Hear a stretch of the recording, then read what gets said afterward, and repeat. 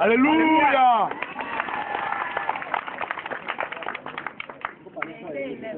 Et moi, on va aller sukuru. Sukuru, yukuru. Les vécans, ça y est. Ande, à tout paquet. Il y a quoi, ça y est. Je suis passé partout. On peut le faire. Parole, t'as quoi? On a quoi? Amené à Abidjan. Là, Ils ont décapé le pied.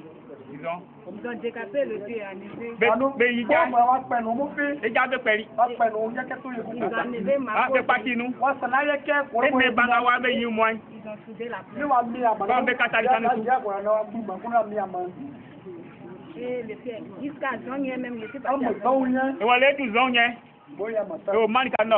Quand les venus à Abidjan, c'est là, ils ont décapé, ils ont enlevé la peau. J'étais en 5e. 5e an, Koubara. Il y a 7 ans. Ça fait 7 ans. Et quand j'étais guéri, je suis venu à Abidjan. Quand ils ont enlevé la peau et puis ils ont mis, j'étais bien guéri.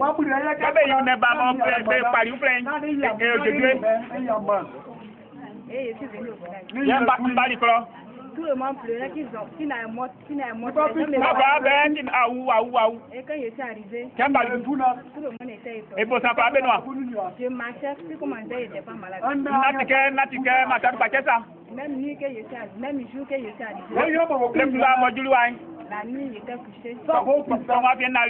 Et les souris m'ont envahi. C'est un songe ou bien? C'est pas un songe comme ça. Alléluia. Et ouais, mes forces là. Comment fait-moi la bête mes forces? C'est la partie du non, il dit, il y a beaucoup là.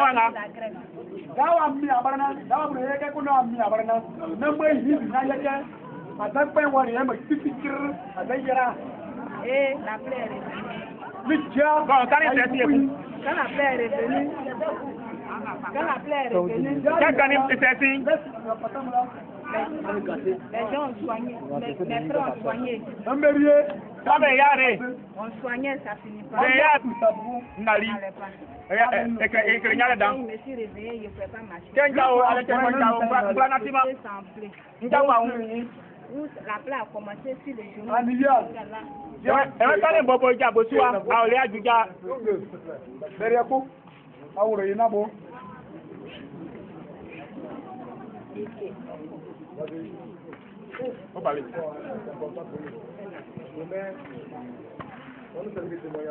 C'est devenu une plaie. J'étais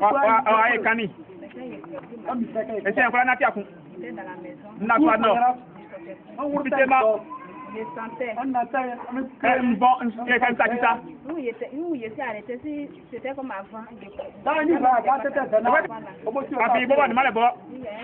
quelque part.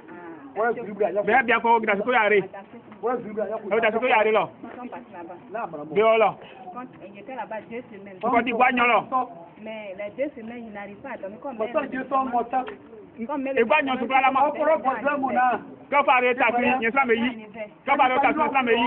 la nuit, je ne dors pas. Les gens parlaient la nuit. Tu quittes le village, tu vas où viens. On te sait, et puis quand tu vas. J'ai pleuré pendant 2 jours. Et maman est venue. Elle m'a pris. Quand on est arrivé à Nyango, on a fait 3 jours. Les gens ne me retrouvaient pas. Et j'ai dit, mais je suis venu chercher quoi. J'étais au village même. 3e jour là. J'étais là, je parlais tout seul. Maman m'a dit, allons maintenant, ils vont prier.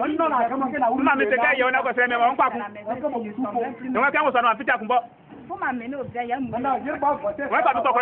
pasteur a dit, il y a une fille qui est dans la maison.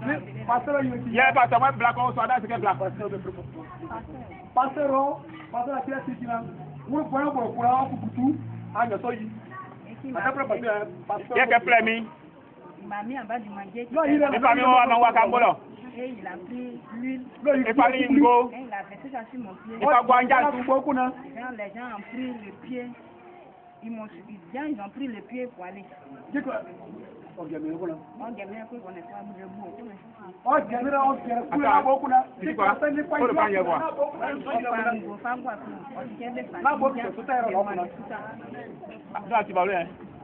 Enwenyo.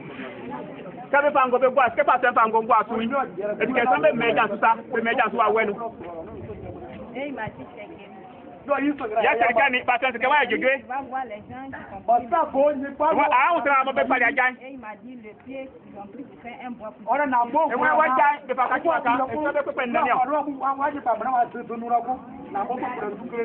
Et quand j'ai dormi la nuit, Ken nali, comment te bon nali. et tout ça arrivé avec une partie de viande. Be pa le benne, gbogbo ko fa bali. Et quand ils ont déposé, Ke be aji le. il y a un qui parlait. Ko su ijo. Ils nous ont dit de ne plus revenir ici. Be te ke na iba kun. Donc on va repartir chercher d'autres personnes. Yo ma ti ya ko ko kle sa ofle. Mais je ne l'ai pas vu, il a attendu parler. E we nti be jole bi ba gwa be nti be jole. Et matin, il a dit ça au pasteur. Ya ka le jeni ka ke pastor. Il dit demain, tu vas les voir tous. E wa imai a un be pa, a un be wan wan. Quand j'ai dormi, Ken nali. je les ai vus tous. Mu be pa. Et j'ai dit ça au pasteur. Ya ka ke pastor ye fun. Il dit maintenant, tu vas marcher. E wa tene a na ti.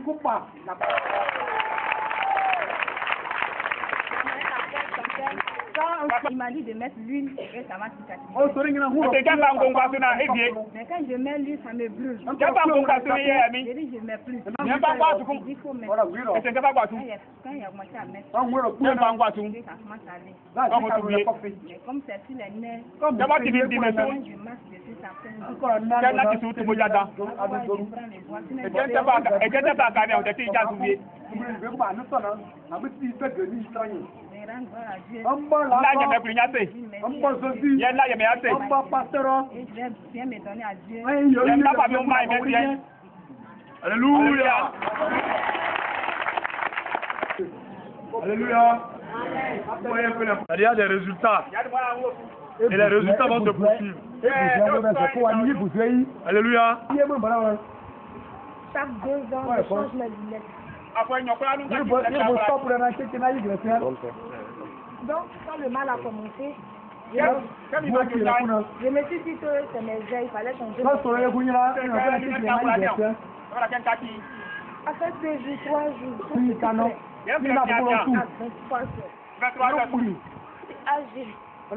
Agile, tu es mal à la tête. C'est comment est-ce que ça se manifeste? Est-ce que c'est pas tes yeux? Non, c'est pas mais ma tête, là, il n'arrive pas à dormir. À partir de 22 heures jusqu'à 4 heures, je n'arrive pas.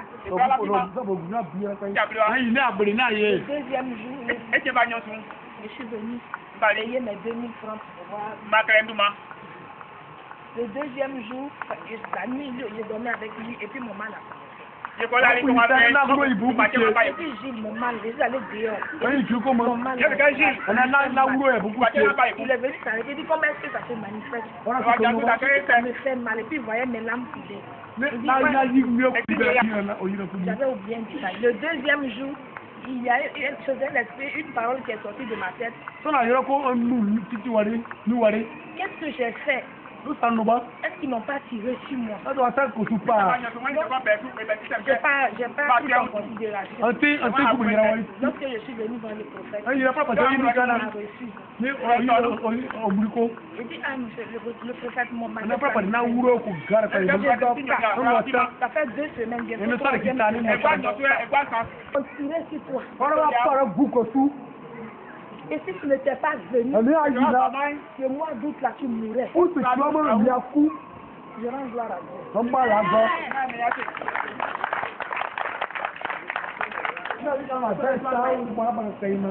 J'ai dit au Seigneur, c'est qui l'a commencé.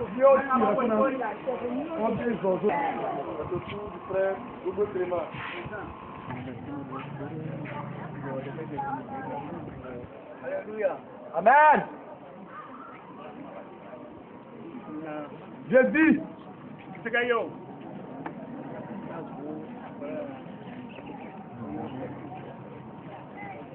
Je suis malade, cela fait maintenant 1 an, 7 mois.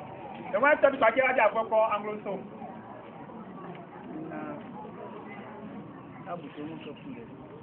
J'étais couché dans ma maison.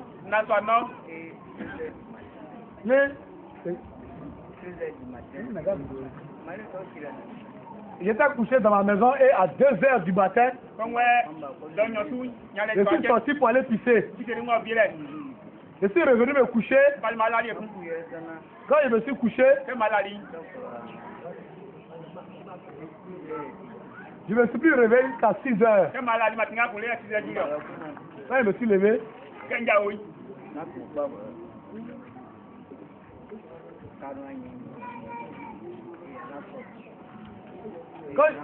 quand je me suis levé, tout ce côté-là, de mon pied, le côte, jusqu'à ce bras, ce côté-là, c'est comme si je ne sentais plus ça. Quand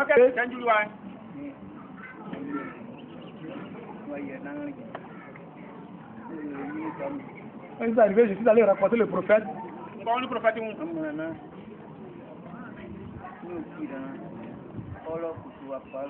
je suis allé, le prophète m'a dit qu'on a tiré sur moi en sorcellerie.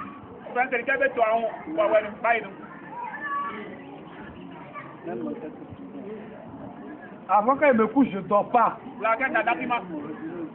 Mais quand je suis venu, que le prophète a dit qu'on a tiré sur moi, et que nous avons prié, et quand il a prié pour moi, il m'a donné un jeûne de 3 jours, et j'ai fini ça hier. Quand je marchais, quand je faisais un pas, il y avait le vertige. Il m'a dit de faire le tour de la maison. 14 fois. Et j'ai fait le tour de cette maison dans l'église 14 fois. Quand j'ai fait le tour de la maison 14 fois, je n'ai plus de vertige. Je ne sais pas. Quand on a fait mal. Quand je suis tombé, ça fait mal. J'enlevais ma main là.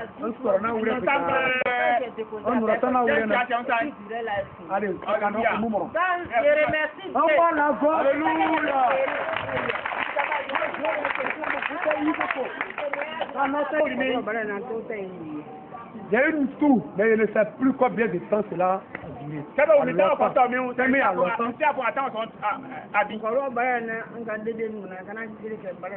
Quand je fais tout là, quand je travaille un peu, toute ma poitrine se serre. Et on m'a donné des comprimés pour ça. J'ai pris les comprimés, je suis fatigué. J'étais dans cette vie, j'ai fait un grand accident. Où je suis, je ne peux pas casser Fago. Je ne peux pas puiser l'eau. Quand je suis parmi les amis, je touche toujours. Je fais comment? Ma petite soeur m'a promené partout. J'ai rien fait, je suis fatigué dans ce village. Quand ils ont pris chaque fois que je viens, je dis qu'il va dire tel jour là. Tel jour. Quand il passe, je passe devant lui pour qu'il me voit. Mais il ne me voit pas. Alléluia.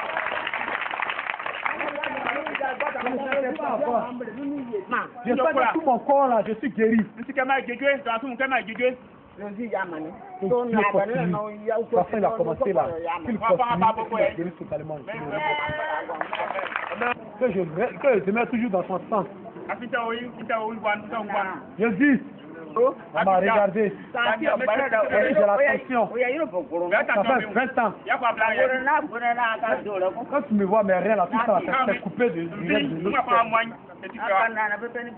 Quand je marche, c'est comme si ce côté-là va tomber. Les docteurs m'ont regardé et dit je suis plein d'huile. J'ai fait 1 semaine, 2 jours. Ndi gba kon ke ba nyolo. Ni je na ku gbara zo. Et j'ai acheté ma bouteille d'huile. Ils ont prié pour moi. Petre me mami. Le pasteur Akilas a prié pour moi. Pasteur me mami. O bi ye yana. Quand il a prié, Angolo yika na na yu ku mana. j'ai regardé et dit bon, il y a mon fils ici donc j'ai venu ici aussi. Me ngwa kwa na mama be. Et je suis venu. Et arrivé ici.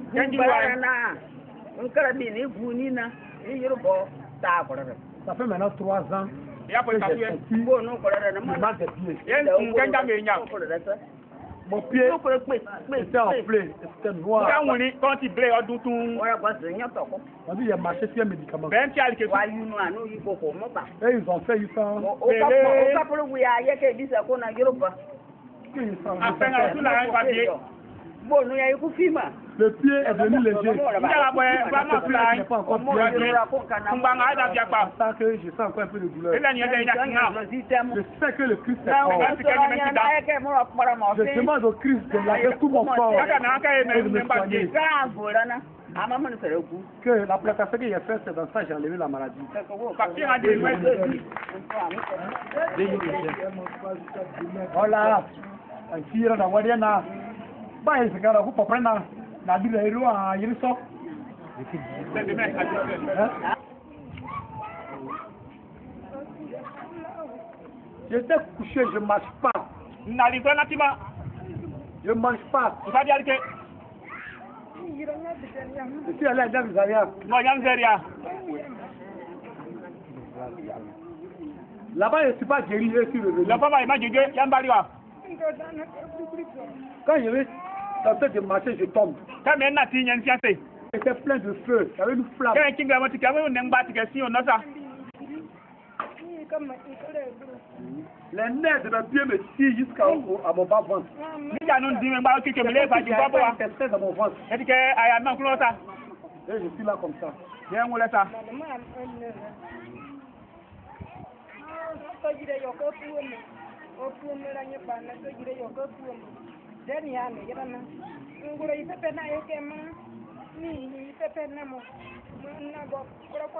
Avant que je ne vienne ici, je ne marchais pas du tout. Kana ba Lorsqu'il a commencé le jeûne, guéri. depuis que le jeûne est passé, Ka fi mo. vous avez vu, moi-même j'ai marché et je suis venu m'arrêter ici. Alléluia. Quand je suis arrivé, mes pieds qui me faisaient mal, je ne sentais plus ce mal. Je n'ai plus senti ce mal.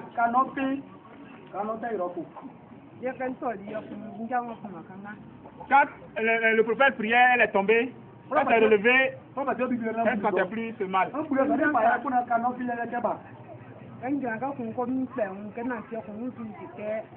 puis quand elle s'arrêtait, elle sentait comme son cou, ça devait tourner.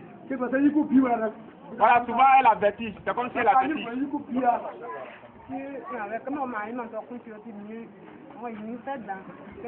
Quand cela ne lui est plus arrivé, quand tout ce qui est, quand sentait, elle est fini, c'est fini maintenant. Elle est très fière de tout ce que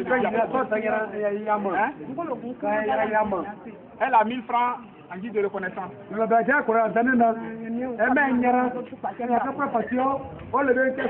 que Dieu a commencé, cela s'achève.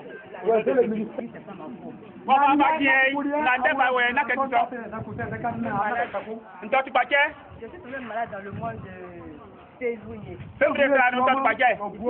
suis allé au village. C'est là-bas que j'ai eu le malade. Je suis allée à Saint-Franc.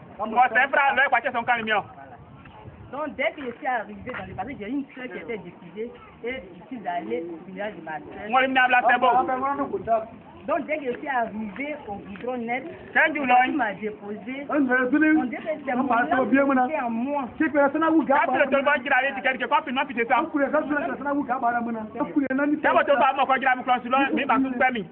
Forcément, il faut que je pleure parce que et j'ai commencé à pleurer. Après j'ai fini de pleurer, j'ai appelé ma soeur. Je lui ai dit que ça ne va pas chez moi. Ma langue là, ça ne peut plus parler. Traversé, j'ai eu un jeune, je lui ai dit, Encore même bon maintenant. On fait Jordan c'est comme on fait ça là il fait là. À la Renault, Baka quand j'étais arrivé à Académie 9, j'ai pris ma route. Ceux qui me connaissaient avant là, en tout cas, ils ne me touchaient plus. Ben on s'y n'a pas ça encore. C'est la folie. On s'y n'a pas qui se l'ont fait comment pour faire ça. Voilà. Sonia constate, nous savons qu'on va manier. Donc je ne pouvais plus, quand je suis arrivé, lorsque je suis arrivé devant la porte, je ne pouvais plus marcher. Quand tu viens le Moussa, elle est venue, elle a commencé à courir. Quand il y a Blaoumi, elle commence à Ils m'ont envoyé à la maison, ils ont attiré les trois prophètes. C'est pas mieux complet pour faire tout ça. Ils ont commencé à prier sur moi, ils ont défait des choses. Je suis paralysé en même temps. Si je n'ai plus d'argent, je vais aller vendre. Je l'ai vu ici là. Je peux avoir 500 francs. Et je suis venu, premier jour je suis venu. C'est parce que tu m'as arrêté. Et je suis allé. Bon, j'ai dit bon, si c'est comme ça, au lieu de pardonner mes choses, je suis allé suivre qu'on appelle les gens qui sont venus avant de vendre. Donc je suis partie, je n'avais rien. Ma soeur m'a appelé. Elle m'a dit, ah, le prophète il est venu, il faut venir. Donc je suis allé encore. C'est un peu, non? Voilà. J'ai commencé à les suivre juste j'ai payé ici, j'ai payé là. Je sais pas.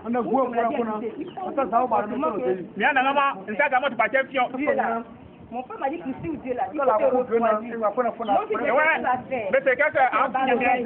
J'ai pardonné cette chose-là. Je n'ai pas 5 fois pour manger. Moi, je dois à Dieu. Je rends gloire à Dieu. Ma maladie est bien. Vous me voyez, non? Je marche, je danse. Comme le Seigneur, je danse très bien.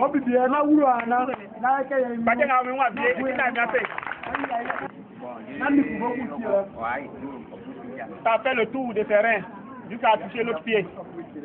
C'est comme s'ils ont déjà coupé mes reins. C'est-à-dire quand il est là, il veut se retourner comme ça, c'est comme si c'est resté tout seul. C'est comme ça tout seul. S'il veut marcher, il tombe. Je suis allé à San Pedro 3 mois. Ça n'a pas marché. Si c'est médicament là, j'ai trop fait. Avant-hier, ils sont sur la boîte de Sandra là. Lui-même savait pas qu'il y avait un homme de Dieu ici. Ce frère là est venu ici avec sa femme. Quand il est arrivé, il m'a rendu compte. C'est ça, j'ai dit ok, je vais le trouver là-bas. Je suis venu. Je les ai trouvés à l'ancien. Ils m'ont dit de venir ici. Quand nous sommes arrivés, avant-hier, on a fait le rang ici. Je suis rentré derrière le prophète. Quand j'ai expliqué mon problème, le prophète m'a dit que c'est pas simple.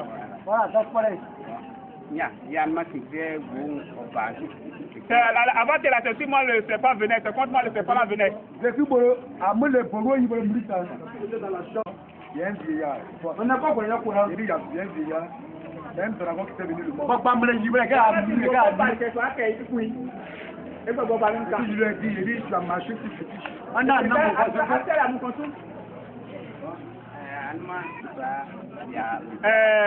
ce qu'on appelle avant, c'est hier, non? C'est hier, la nuit. Hier, à l'aube là où on a prié ici, où l'homme de Dieu a demandé que tous ceux qui ne peuvent pas marcher de venir ici. Là, la famille, quoi, il y a une passion qui vient de boulot. C'est comme s'il y a des vers dans mes pieds. Voilà. Les insectes. Les bêtes. Aujourd'hui, là, ils ne font plus ça.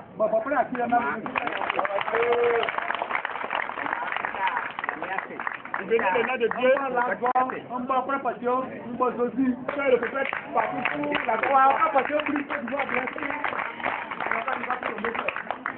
Amen. Donc on suit l'appel. Yao Amena Béatrice. Yao Amena Béatrice. Quand vous appelez là, répondez là. Yao Amena Béatrice. Yao Amena Béatrice. Yao Amena Béatrice. Madame.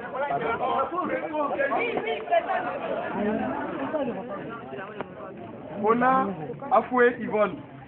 Kona Afoué Yvonne. Hein?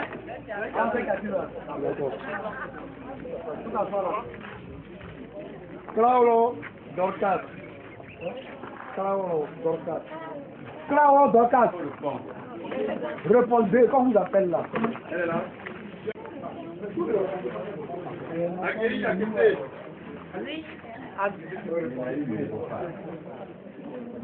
Zawé et Jenny. Ngora Clémentine.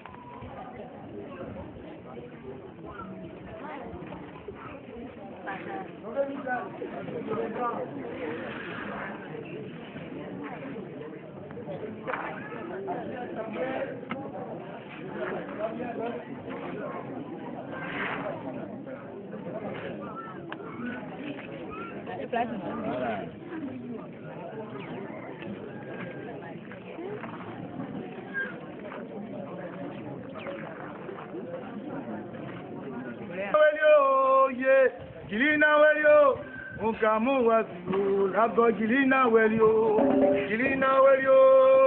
Gilina welio, unkamu wasiu, labo Gilina welio. Gilina welio, ye. Gilina welio, unkamu wasiu, labo Gilina welio. Gilina welio, unkamu